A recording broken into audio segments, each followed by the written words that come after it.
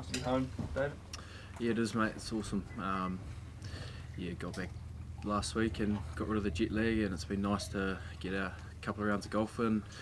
Getting the body right for this week, and then true Christchurch fashion, put on a couple of good days. So looking forward to an awesome game. Obviously, doesn't get a lot of test matches down here. How special is it for you personally to be playing at a test on your home ground? Yeah, it's huge, man. I think it's going to be awesome. I've got a lot of family coming down and a lot of support, so it's going to be a big occasion for myself. Looking forward to seeing a lot of family. Obviously been on the road for a bit, so not being able to see them has been pretty tough, but I'm looking forward to having them at home this week.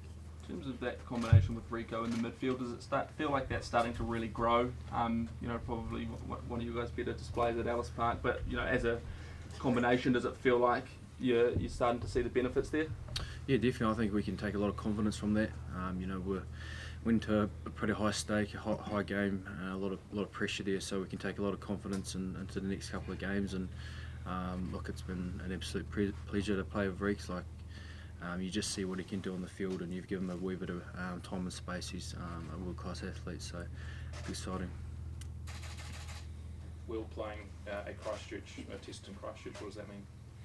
Yeah, pretty buzzing to be fair. Over the years, probably since the earthquake, hasn't been too common having a test at home. So, like Davey mentioned, just all the little things around being in your home comforts and training your home grounds and stuff's been really cool, and just allows a few more friends and family to come down to the game this week as well. So, I know all the local boys and everyone in the squad as well is actually really buzzing to be down here. So it's been great. Have you been to any tests at Orangetheory sort of after the earthquakes as a youngster? I don't know if I've been to any at Orangetheory. I remember going to a few back at the old Jade Stadium back in the day and have fond memories of those ones. So no doubt there'll be a big crowd down on Saturday night to support us. Cantabrians love their rugby, so they're right behind us. Argentina's fond of the high ball contest as well. What do you expect from the back three on Saturday night? Yeah, they had quite a bit of success against the Aussies with that. So it's nothing really too new for us. Obviously, took a lot of high balls over in Africa, so I guess it's nice having had that focus over the last few weeks, just be able to roll that through. And we've had some real focus around the team, around our escorting and just making sure it's a full team effort there. And I guess the back three, just got to do our best to go up and catch it. Dave, what can you tell us about Joe Schmidt? I know you had him into the first Irish test a wee bit, but what can you tell us about him now he's in full time this week? Yeah, it's been awesome to have him actually. He's been here for a couple of days now, and I've really learnt so much off him. I think the more I can get around him, he's an experienced coach, and just the detail that he brings to the game, it's something that I really enjoy. Just the wee bits of stuff that you can take out from my game and being able to implement into the weekend. So it's been cool to have him around, and I'm looking forward to keep working with him. How would you explain? What's his coaching style like? How would you explain his style? He just never leaves a stone unturned. He wants the best out of the player, and he pushes you to be better. And I've experienced it in the last couple of days, and I'm looking forward to another big training couple of days, and then getting into the game. Well, was that the standard for this group, that Ellis Park display going forward? Has it sort of been talked about, meeting that standard for the rest of the season? Yeah, I think Artie or Sam Kane touched on it, that it's just a stepping stone for us, and it's a step in the right direction. And it was great to get back to winning ways, and it's about going out there this week and being able to back that up. I think one-off performances aren't they're great, but they're not really that good in the long term. So it's important we go out this week and do well again. A much better start than you guys have had in previous tests. Was that one of the keys, do you think, to getting over the line, maybe even though you didn't have the points early on?